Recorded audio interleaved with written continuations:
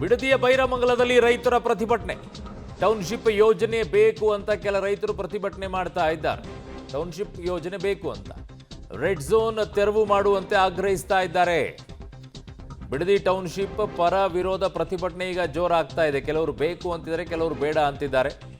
ಬೈರಮಂಗಲದಲ್ಲಿ ಈಗ ರೈತರ ಪ್ರತಿಭಟನೆ ಜೋರಾಗ್ತಾ ಇದೆ. ಕೆಲವರು ಬೇಕು ಅನ್ನೋರು ಪ್ರತಿಭಟನೆ ಮಾಡ್ತಾ ಇದ್ದಾರೆ, ಕೆಲವರು ಬೇಡ ಅನ್ನೋರು ಪ್ರತಿಭಟನೆ ಮಾಡ್ತಾ ಇದ್ದಾರೆ.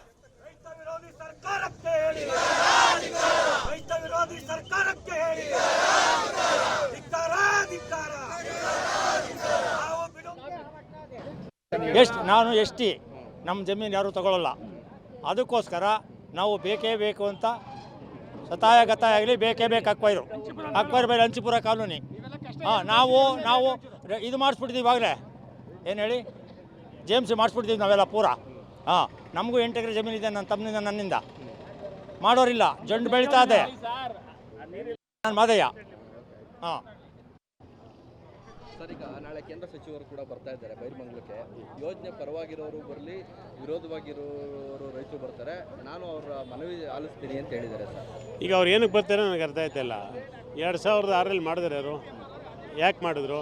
ಅವ್ರು ಹೇಳ್ತಾರೆ ಹೆಣ್ಮಕ್ಳುಗಳು ಕೇಳ್ಕೊಂಬಿಟ್ರು, 40% ಕೊಟ್ಬಿಟ್ಟು ಮಾಡ್ತಾಯಿದ್ದೀನಿ ಅಂತ. ಯಾರು ಹೆಣ್ಮಕ್ಳು ಹೋಗಿರೋ ಕೇಳಕ್ಕೆ? ನಿಮ್ಮ ಹತ್ರ ಅಕ್ವೇರ್ ಕೇಳಕ್ಕೆ ಬಂದಿದ್ದೀರಾ? ನೀವೇ ಮಾಡಿದವರು, ಕೈ ಬಿಟ್ಟರು ನೀವೇ. ಪ್ರತಿಭಟನೆ